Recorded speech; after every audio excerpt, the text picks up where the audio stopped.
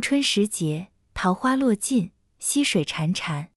昨日还繁盛如锦的花簇，如今只剩几片花瓣随风飘摇，落入流水，消失不见。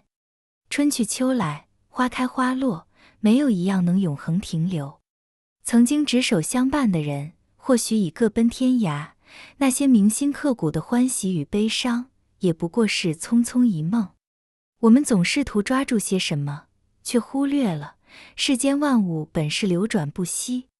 就像那河里的水，永远不会是同一滴，执着于过去的波纹，只会让心错过当下的风景。